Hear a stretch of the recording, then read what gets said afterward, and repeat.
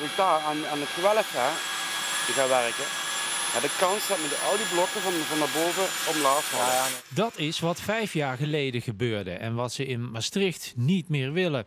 Het was destijds iets na 11:30 's avonds toen 2 Duitse toeristen over de stadsmuur liepen. Kurz vorher bin ich noch in ein leichtes Loch eingestiegen. Genau da an der Stelle.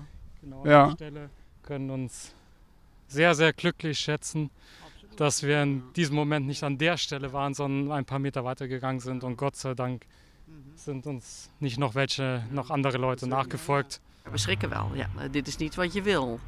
En dat is gewoon jammer. Het zal wel weer opgelost worden en we gaan kijken of er verder nog problemen zijn. En die bleken er te zijn. Nog geen 2 weken later stortte de muur verder in en ongeveer een jaar later bleek ook dat het naastgelegen rondeel het zou kunnen begeven.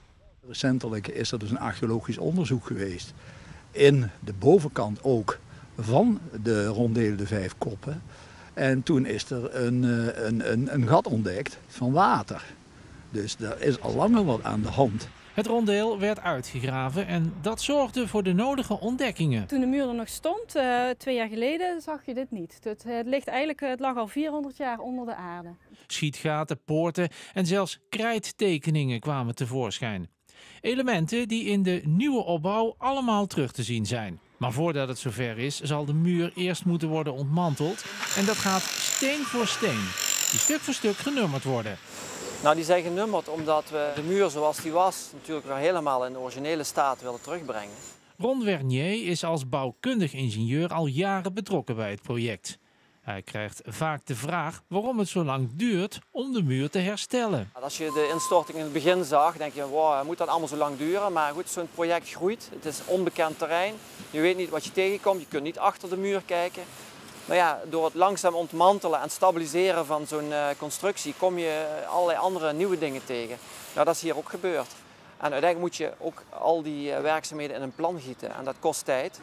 Maar uiteindelijk, als je ziet hoe lang het bouwen van zo'n muur oorspronkelijk duurde, eeuwen geleden, ja, dan zou het gek zijn als we dat nu veel sneller zouden kunnen. Met dezelfde techniek en in dezelfde omstandigheden. Wanneer is de muur weer zoals die gaat worden zoals die was? Eind van dit jaar moet de muur vanuit het park gezien eigenlijk weer helemaal zijn zoals die was. Het enige wat voor de oplettende voorbijganger zou kunnen opvallen is dat de schietgaten open zijn aan de voorkant. Je kunt die, hier zie je die, een stukje van de muur. Die schietgaten waren in het verleden dicht, omdat het aardepakket tot helemaal bovenaan liep. Nu hebben we dat grondpakket verlaagd, waardoor de schietgaten weer open zijn, waardoor je dus het park vanuit het schietgat kunt gaan ervaren. Het naastgelegen rondeel ondergaat wel een grote verandering en zal straks van binnen te bezoeken zijn. Even terugkijkend naar het verleden, hè, de afgelopen 5 jaar, en kijkend naar het heden, als de muur straks weer staat zoals die stond. Is die val dan een beetje een geluk bij een ongeluk?